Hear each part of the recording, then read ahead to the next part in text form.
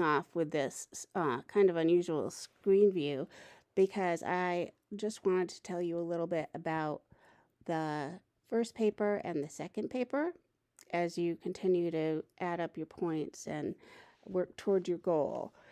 So, what you see here, and I've cut this off because I wanted to protect the anonymity of the person to whom I gave these comments, even though the paper is, like most, really excellent and has terrific ideas.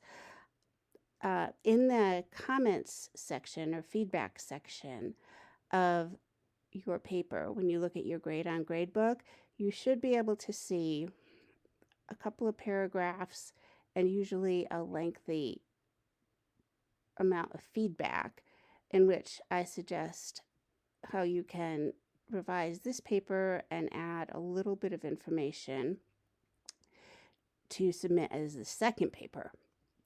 So again, the first paper, I give you feedback and you submit it as a second paper by expanding it. You don't have to change anything that I don't ask you to change. It's just kind of an expansion and extension of the first paper that I call the second paper. Hopefully that will make things a little easier for you, and hopefully my specific instructions will also make this second paper assignment much easier for you. If you want to do it early when your ideas are fresh and this feedback makes a little more sense to you, you can go ahead and do that. I apologize to those of you whose papers I haven't commented on yet. It takes a long time and I've had a lot of crazy meetings and distracting things to do. So I'm very sorry that I didn't do this for you faster. Also, you should be able to view the rubric for your paper. And the rubric is important because it describes exactly how you know that you're moving to the right place with the paper. For example, I ask most of you to state really clearly in your first paragraph what your thesis is. And according to the first paper quick start, you might not have had it come out that way, but that's okay. Just add to your first paragraph, which is an introduction, a very strong statement of your thesis. And for the most part, in the comments and feedback that I gave you, I probably told you exactly what your thesis is, kind of like I did right here.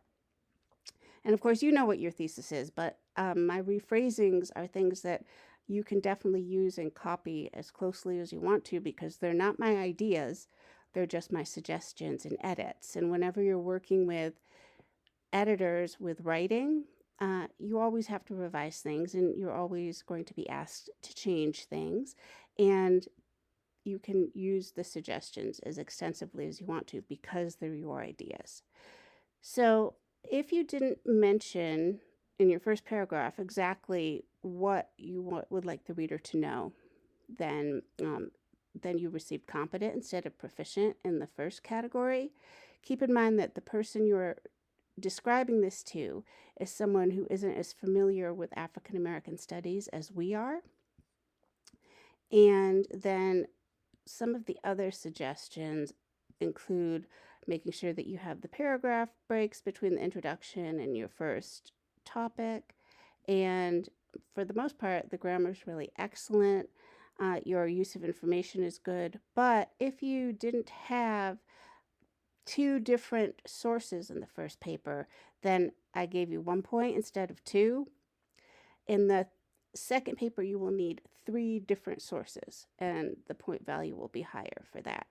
So hopefully, when you get your feedback for your paper, you'll be able to view your rubric and the specific feedback and suggestions that I write for each of you. One other thing that I would like to show you for what we're working on this week includes our Thomas Jefferson dinner party.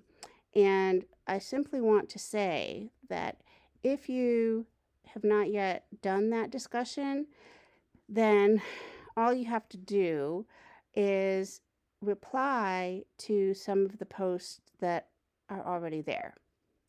So just imagine that you're at the dinner party and reply to one of your classmates as though you're another early American and continue their critique of Thomas Jefferson. Or you can reply as Thomas Jefferson, which would be really interesting. What would he say? He gets called out and called out onto the carpet by most of the people who already participated in this discussion. So how do you think he would respond to the comments that you will already find in this discussion? Like I said, if you haven't done it yet, you can just reply either as Thomas Jefferson or as another one of the early Americans we've been studying. So this video is already quite long. I hope that helps you get through this week successfully. And I'll try to make a short one of these every week because in your exam/feedback, many of you suggested that it would be helpful. Have a great week, and if you have any questions, you can always just go ahead and ask me. Thanks.